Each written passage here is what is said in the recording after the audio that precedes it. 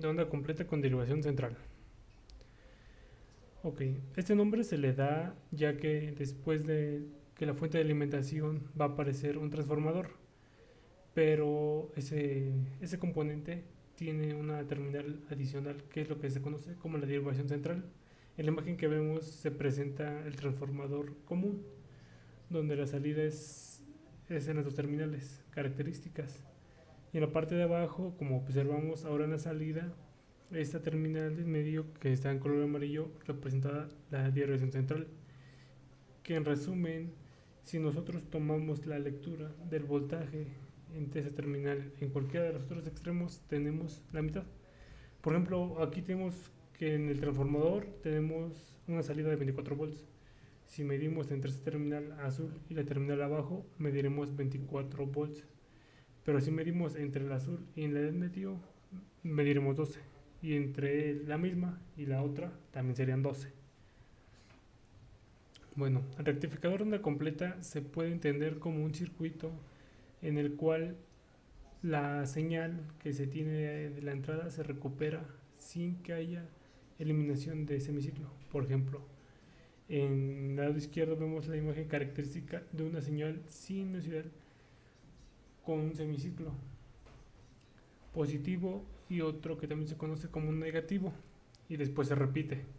Acá tenemos que es el voltaje de entrada y acá se encuentra otro bloque que es el rectificador completo de onda completa y para procesar la señal.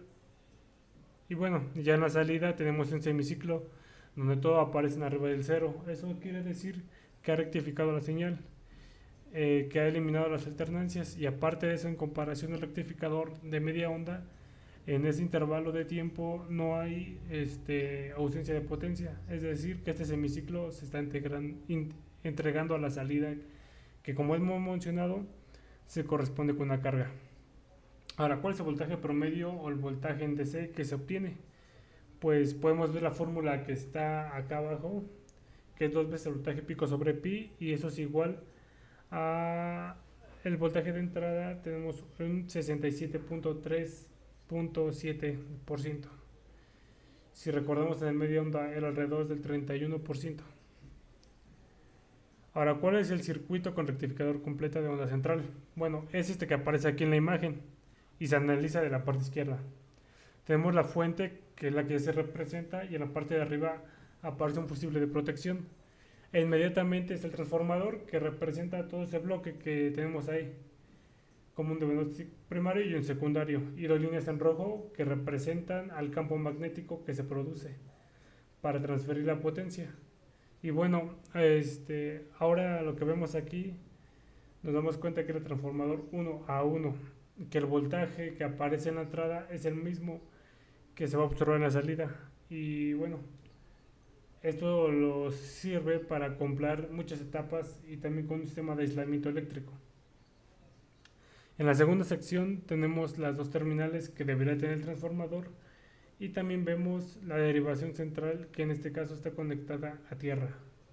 ¿Qué es lo que tenemos en este circuito? Pues también tenemos un diodo de 1, que es el que está acá, diodo de 2, que compone el rectificador de onda completa, y finalmente vemos a la carga, que es el elemento que consume la potencia que se va a entregar a partir de esta etapa del circuito.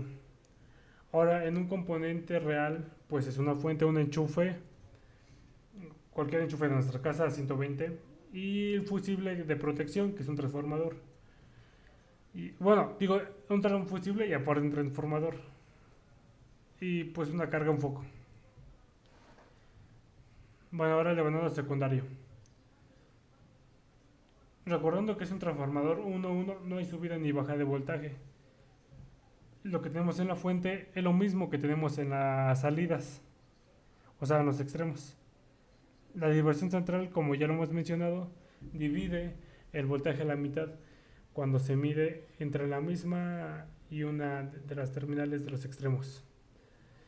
Podemos ver en la imagen que de arriba a abajo representa unas flechas.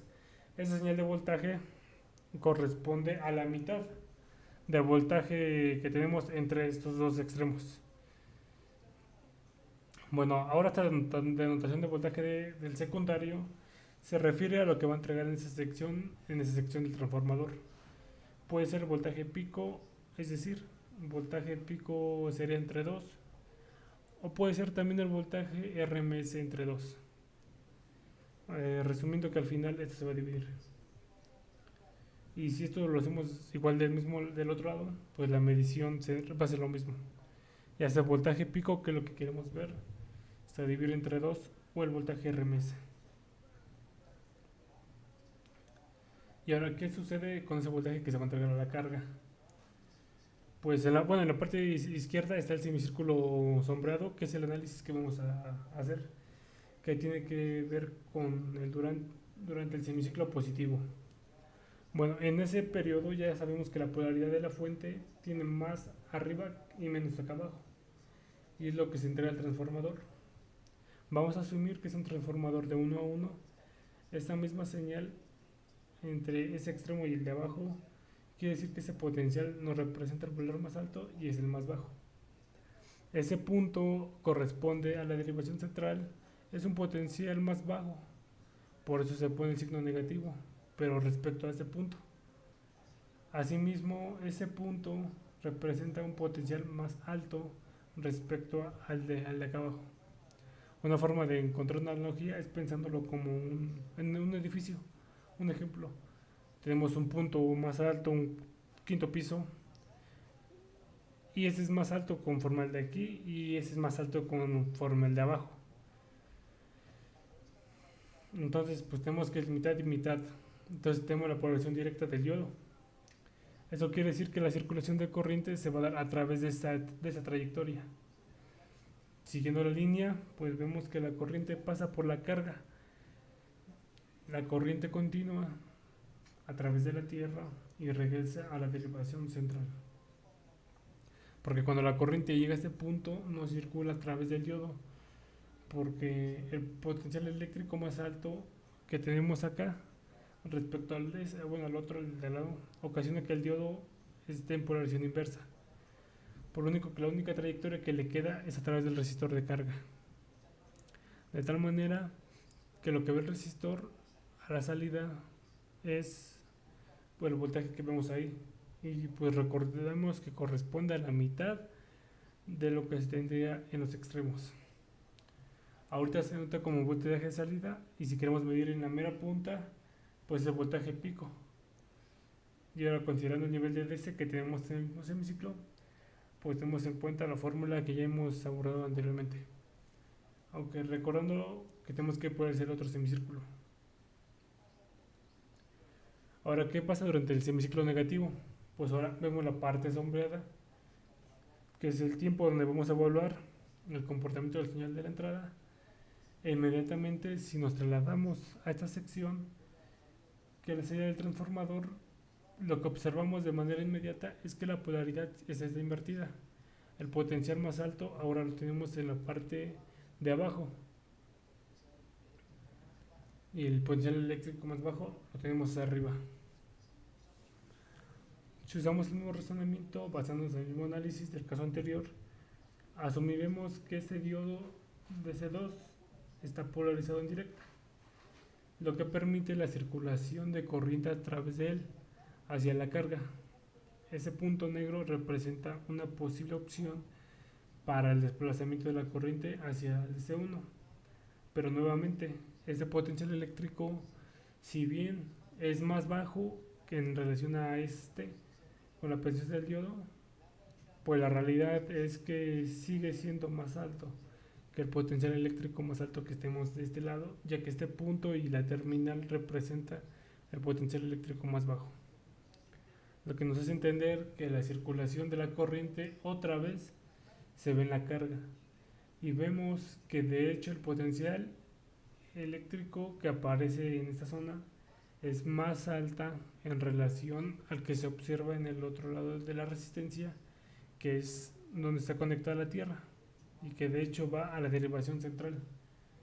Por esa razón vemos que la carga, pues volvemos a tener otro semiciclo positivo por la polaridad directa que tenemos aquí, de tal manera que si comparamos ahora este circuito al de media onda, pues podemos identificar que durante este tiempo en el que no se entregaba corriente a la carga, vemos pues que en este caso sí se está haciendo. Y pues observan la imagen de manera sombrera. Y ahora, ¿cuánto vale el voltaje de salida que está en la carga? Pues en la siguiente imagen lo vemos. El voltaje pico de salida en el resistor es igual al voltaje pico del secundario, recordando el voltaje entre estos dos puntos dividido entre 2, menos el 0.7 que es de un diodo. Siempre recordemos que 0.7 es de un diodo. Y pues en este ejemplo tenemos a uno en positivo y pues es su voltaje. Pero cuando la polaridad es invertida, pues el que queda indirecta es de su 2. Entonces ahora serían las de ese 2. Bueno, ahora vemos el siguiente concepto de voltaje de pico inverso. Recordemos que este voltaje no es el que está en la carga, sino el que se ve en las terminales del diodo que quieren polarización inversa. Que como sabemos, para el primer semicírculo, el de polarización inversa es el diodo de su 2. Y cuando esa polaridad se invierte, en la otra mitad del ciclo completo, el que va a quedar inversa va a ser DS1, o sea, el de arriba. Bueno, vamos a leer lo siguiente. El voltaje de pico inverso a través del diodo de su 2 es, pues, lo que vemos, es la fórmula que habíamos practicado anteriormente. Ya lo hemos visto que corresponde a lo mismo de arriba. Y esta es porque el potencial que tenemos acá en este extremo del resistor es el que se tiene en esta terminal del diodo, resto de 2, que es el cátodo. Por eso es que esta ecuación es la misma que aparece acá y acá.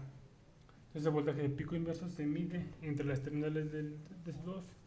Entonces ahora el potencial eléctrico o el voltaje que se mide en la terminal de este ánodo para cuando tenemos esta polaridad de la fuente, pues es la mitad del voltaje de la salida del transformador. Porque tenemos esto, pues ya habíamos dicho que es como si estuviéramos midiendo entre esas terminales y esta de acá. Y el signo negativo aparece porque estamos tomando como referencia la terminal del ánodo del diodo. Nosotros medimos en cuestión del punto, pues ahora tenemos el potencial eléctrico con signo positivo. De tal manera que ahora, pues desarrollando la expresión que ya habíamos visto anteriormente, que es lo mismo, potencial eléctrico de estos dos puntos, pues se dividen. Por eso que tenemos esta fórmula menos el voltaje o el potencial eléctrico que aparece ahí. Y bueno, geométricamente se cambia el signo de positivo a negativo y pues ya en la siguiente expresión vemos que se suma. Y pues obviamente considerando la diferencia de potencia que aparece entre las terminales del diodo. Y pues ya tenemos el resultado al final. El voltaje de pico inverso está en función del voltaje pico del secundario.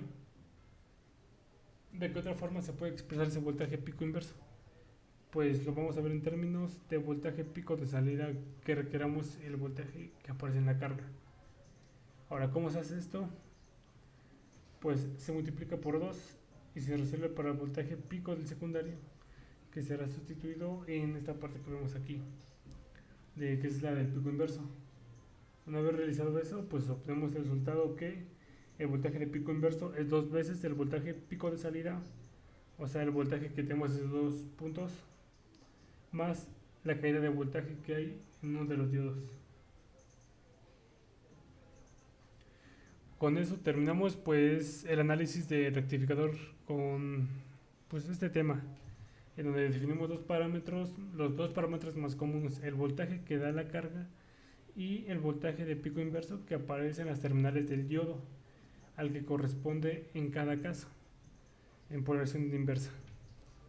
Y bueno, esto sería todo y gracias por la atención. Una disculpa si ve que bajo mucho la mirada o cierro los ojos, es que me lastima la luz. Estoy teniendo un problema con los ojos, pero pues fuera de eso todo bien y pues nos estamos viendo en la clase. Hasta luego.